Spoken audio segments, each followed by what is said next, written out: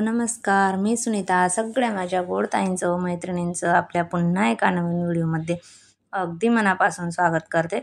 तर इथे मी 10 दिवसाची माझी साय जमा झालेली होती. त्याचं बघा हाताने एकदम 5 मिनिटातच मी इथे लोणी काढून घेणार आहे सायमधून. तर त्यासाठी आपल्याला फक्त अर्धा कप थंड पाणी घालायचं आहे फ्रीजमधलं. थोडंसंच पाणी घातलेलं आहे मी, अर्धा कप याच्यामध्ये. आणि असं हातानेच मी याला व्यवस्थित मिक्स करून घेणार आहे. तुम्हाला चमच्याने करायचं असेल तुम्ही करू शकतात, पण मला हातानेच योग्य वाटतं. अगदी 5च मिनिटात आपलं लोणी इथे काढून होणार आहे सायमधून. तर बघा, थंड पाणी घातलेलं आहे आणि फक्त साय मी फ्रीजमधून 10 मिनटं हे लोणी काढायच्या अगोदर बाहेर काढून ठेवलेलं होतं.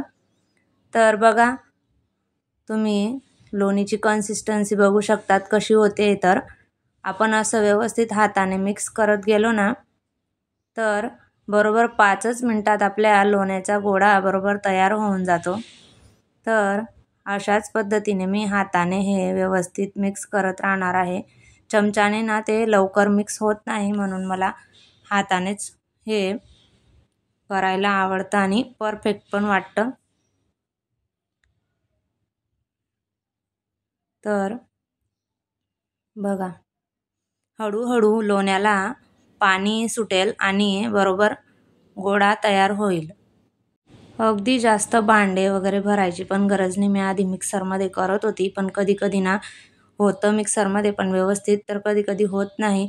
तर आणि भांडे पण खूप सारे निघतात, म्हणून मला हीच पद्धत योग्य वाटली. तर मी याच पद्धतीने असं तूप काढून घेते.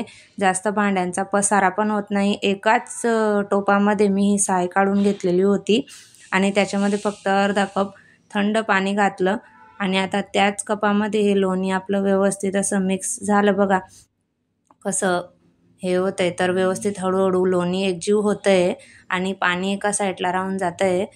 तर याच पद्धतीने मी आता करते, कारण मिक्सरचे भांडे नंतर साफ करायला खूप वैताग येतो. नाहीतर मग गरम पाणी करावं लागतं, ते चिकटपणा येतो भांड्यांना खूप. तर बघा, छान मस्त एकजीव झालेला आहे. मी ते पूर्ण व्हिडिओ अजिबात स्किप वगैरे केलेला नाही आहे तुम्हाला दाखवण्यासाठी की कशा पद्धतीने काढते म्हणून. बघा, आता हे लोणी आपण एका साईडला काढून घेऊ. किती मस्त छान लोण्याचा गोळा तयार झालेला आहे. या पद्धतीने एकदा तुम्ही नक्की ट्राय करून बघा, म्हणजे भांड्यांचा पसारा पण होणार नाही आणि वेळ पण आपल्या कमी लागतो लोणी काढण्यासाठी. बघा, हाताला पण अजिबात चिपकत नाही आहे. आता हे जे उरलेलं पाणी आहे ना सायचं, ते आपण साईडला काढून घेऊ आणि लोणी स्वच्छ धुवून घेऊ. हे पाणी आहे ना झाडांना वगैरे वापरलं तरी चालतं, छान राहतं झाडांसाठी. माझ्याकडे इथं कढीपत्त्याचं झाड आहे, त्याला मी हे पाणी घालून देते, किंवा आपले नागवेलच्या पाण्याचा वेल आहे त्याला घालून देते. आता हे लोणी आपण इथे 2-3 वेळा स्वच्छ पाण्याने धुवून घेऊ, म्हणजे तुपाचा पण वास वगैरे येत नाही असं स्वच्छ करून घेतलं की. आता आपण याला गॅसवर, त्याच भांड्यामध्ये मी ते गॅसवर ठेवलेलं आहे. हे छोटा टोप आहे हा, म्हणजे पातळ आहे, तर मग लवकर पटकन तूप तयार होऊन जातं याच्यामध्ये. गॅसवर पण जास्त वेळ लागत नाही आणि सुरुवातीला गॅस फास्ट ठेवलेला होता आणि असं चमच्याने व्यवस्थित मिक्स करून घेतलं. जोपर्यंत आपलं लोणी पूर्ण विरघळत नाही तोपर्यंत गॅस मी फास्ट ठेवला आणि नंतर मग पूर्ण लोणी विरघळलं की मग गॅस कमी करून द्यायचा, नाहीतर हे उतू जातं आणि परत सगळा गॅसवर तूपच तूप. ते सगळं आवरायला परत खूप झंझट होऊन जाते. तर या पद्धतीने उकडायला लागलं की मग गॅस कमी करून द्यायचा आणि चमच्याने 5-10 मिनटं आपले जातात तरी ठीक आहे, पण तूप पूर्ण परफेक्ट तयार होईपर्यंत तिथे जसं चमच्याने आपण व्यवस्थित करून घ्यायचं, नाहीतर तूप खाली काय करपतं, परत उतू काय जातं. खाली करपलं तर मग तुपाची टेस्ट पण खराब होते आणि रंग पण हे होऊन जातो तुपाचा. बघा, आता 10 मिनटं मी याला कमी गॅसवर शिजवून घेतलं. तुम्ही बघू शकता तूप आपलं इथं आता रेडी झालेलं आहे. मी गॅस बंद करून दिलेला आहे, कारण गॅस बंद केल्यावर पण हे तूप 5-1 मिनटं असंच उकळत राहतं, लवकर थंड होत नाही. तर थंड करून घेतलं मी याला 10-15 मिनटं. आणि नंतर तुमच्याकडे अशी काचेची बॉटल असेल किंवा स्टीलचा डब्बा असेल, त्याच्यामध्ये याला असं आपण एका चाळणीने गाळून घेऊ आणि काढून घेऊ.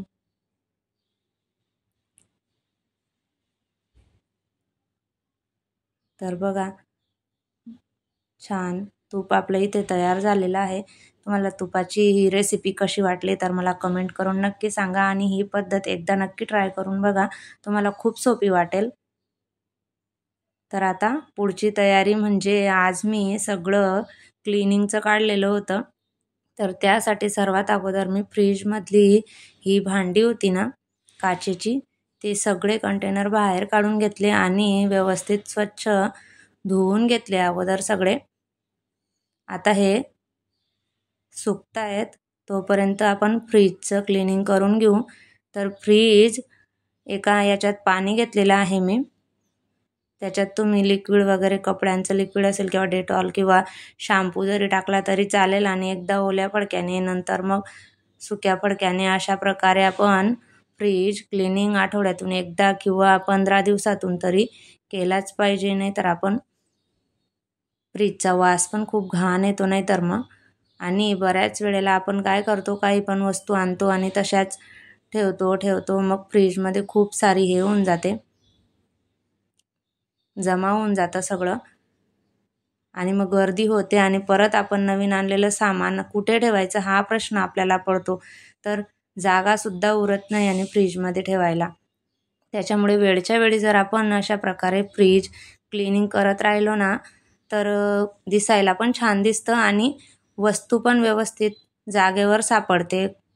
फ्रीज उघडल्यावर आपल्याला लगेच वस्तू भेटते. तर अशा प्रकारे आपण 8 ते 10 दिवसामध्ये फ्रीजचं क्लिनिंग नक्की करून घ्यायला पाहिजे. अगदी वरचे वर का होईना 8 दिवसातून पण करायला पाहिजे.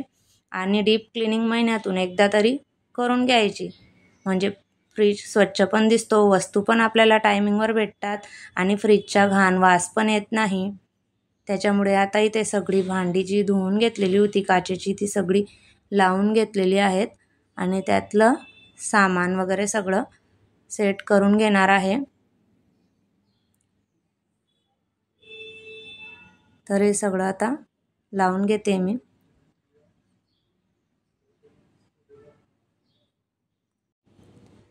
सगळ्या वस्तू ज्या आपण घरात आणतो त्या स्वच्छ करणं पण वेळेवर खूप महत्त्वाचं असतं. आता इथे सगळे मसाले वगैरे, जे सॉस वगैरे होते ते लावून घेतलेले आहेत मी. मसाले अशा प्रकारे उभेच्या उभे जर ठेवले तर सांडले पण जात नाही, खाली घाण पण नाही होत आणि व्यवस्थित असतात. भाज्या आपण अशा साफ स्वच्छ करून डब्यांमध्ये जर भरून ठेवल्या तर दिसायला पण छान दिसतात आणि फ्रीज पण सुटसुटीत मोकळा राहतो. आता पुढची प्रोसिजर म्हणजे ह्या स्लायडिंग आहेत. तर त्यांच्यामध्ये पण खूप सारी धूळ येते जाते, खूप जमा होऊन जाते. तर माझ्याकडे हा ब्लोअर आहे, आमचा AC साफ करण्याचा हा ब्लोअर आहे, त्याच्यानेच मी हे नेहमी साफ करत असते. तर याच्याने ना खूप छान स्वच्छ होतात ह्या स्लायडिंग. अगदी थोडीशी पण धूळ याच्या आतमध्ये राहत नाही. याच्याने जर आपण उडवून घेतली नाही तर मस्तपैकी खूप छान स्लायडिंग स्वच्छ होऊन जातात. आणि हाताने जर करायचं म्हटलं किंवा झाडूने तर याच्या आतली घाण अजिबात निघत नाही किंवा खूप त्रास होतो. तर याच्याने खूप इझी पडतं स्वच्छ करायला. तर मी याच्यानेच नेहमी हे स्वच्छ करत असते आणि पुसून नंतर मग हे सगळं आवरून घेते. खूप धूळ कळत नकळत येते आणि जमा होते. अगदी 8 दिवसातून तरी किंवा 15 दिवसातून मी याच्याने हे स्लायडिंगच्या विंडो स्वच्छ करून घेत असते. मोकळं असल्यामुळे ना खूप धूळ येते.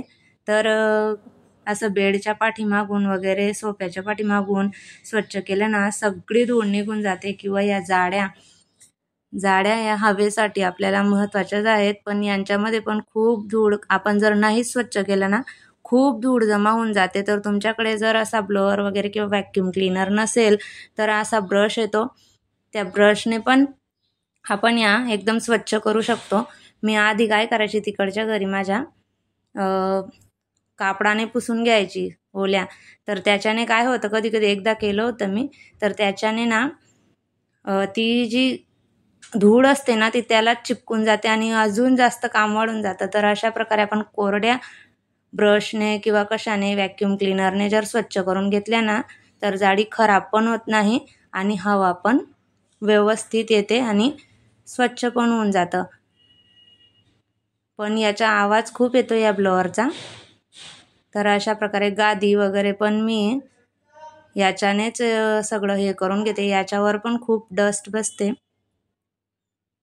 तर असं जर आपण आठवड्यातून एकदा 15 दिवसातून केलं तर घर पण छान असतं, स्वच्छ दिसतं आणि सगळं व्यवस्थित राहतं.